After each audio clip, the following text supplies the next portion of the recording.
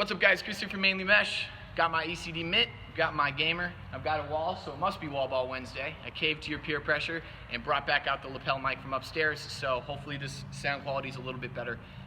This is actually a newer one that we have that I'm not sure is as good as our last one because the last one's broke. So let's give it a go.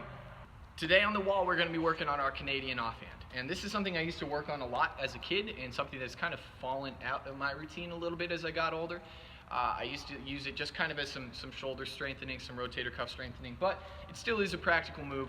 When I say Canadian offhand, what I mean by that is instead of changing hands as I'm playing wall ball and switching, so I'm throwing right and left, what I'm going to be doing is basically transferring the stick across my body and throwing on the opposite side of my body with the stick in the same hand. So it's an off, a cross-body right-handed pass or a cross-body left-handed pass.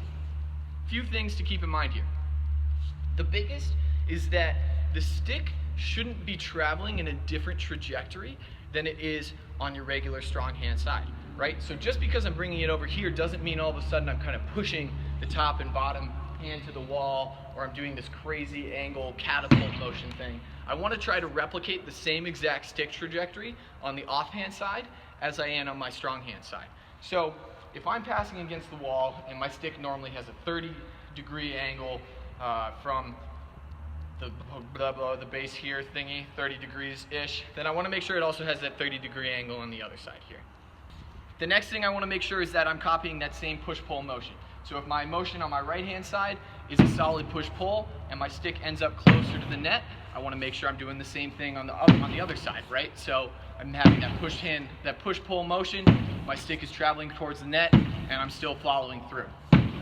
To me, and this is something I kind of talked about with shooting your passes, I want to make sure that my wall ball reps are as realistic to a game situation as possible. So where would we actually use this type of Canadian backhand in a game? Probably one of two situations. First situation I might be using my Canadian backhand is if I'm catching it late as I'm cutting down the middle and all of a sudden I'm running out of angle to do a nice little right overhand shot, and instead of going behind the back, I just want to switch Canadian and finish it far side. It's that same thing where I'm gaining angle from my shot, either going behind the back or going Canadian. You'll see some other guys doing a twister motion, which accomplishes the same effect. Sometimes the Canadian can be a little bit easier. So in order to really replicate that at the wall, what I need to do is make sure that I'm getting this Canadian pass off as quickly as possible. What I mean by that is instead of passing it Canadian backhand and catching it on the same side every time, that's not as realistic as a situation, and that's something we can work on definitely in our quick stick portion of things, which I'll talk about in a later video. But really what I want to work on is getting the stick from my strong side to my weak side as quickly as possible and firing off that shot. So let's say I'm passing it with my offhand, I want to catch it on my strong side, pass off, and get that off as quickly as possible. Okay, so I'm trying to find whatever spot on the wall it is that allows me to get the ball back on my strong side and get that off as quickly as possible.